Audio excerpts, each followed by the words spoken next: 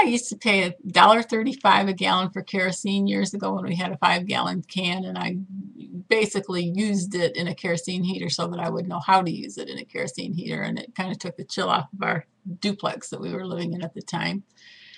But I called the hardware store because I thought they still sold it in bulk to find out what the cost was, and they apparently don't sell it in bulk anymore, but they have it in the hardware store. And a gallon container was $9, and a 2.5-gallon container was like,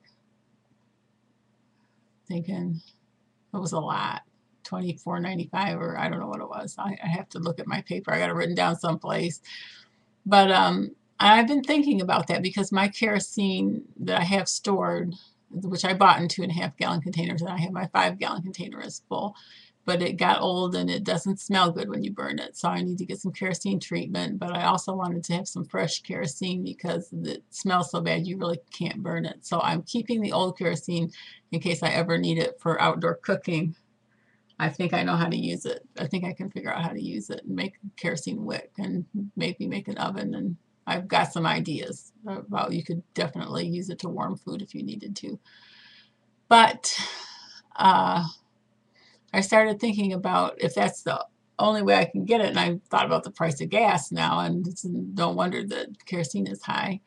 But I was starting to wonder if it was worth it because if I recall correctly, it took about a gallon a day to keep that kerosene heater going, and it wouldn't heat a whole house. It would heat a room pretty good, but not a full house. So then I started wondering, what is what how much money would it be worth to stay warm for 24 hours? Would it be worth $9 to stay warm for 24 hours? And yeah, to me, it would be worth $9. Would you give $9 to get warm if you couldn't get warm for 24 hours? You would probably give more than $9. And you can only sit in your car with the heat running for so long. So I think I'm going to do that, at least get enough to get through a few days, get a few containers of it to have on hand. And I thought I read that this kerosene treatment, I still have to find it. It was not easy to find online. I thought they said that it would treat kerosene that was already in bad shape. It's like I have a kerosene lamp that I put kerosene in, and it evaporated through the wick over a period of years, and now the kerosene in the bottom is like that deep instead of like that deep, and it's kind of yellow and icky. So I'm assuming that's what happened to my kerosene that I kept in storage outside.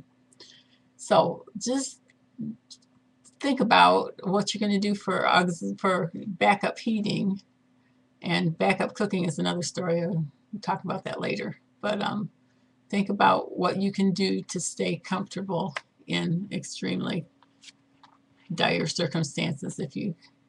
It's almost worse, I think, to be too warm when you can't get air conditioning than it is to be too cold and you can't get heat, because there are some things you can do to alleviate the circumstances. You can't run an air conditioner with kerosene. Done. 3 minutes and 40 seconds. Bye.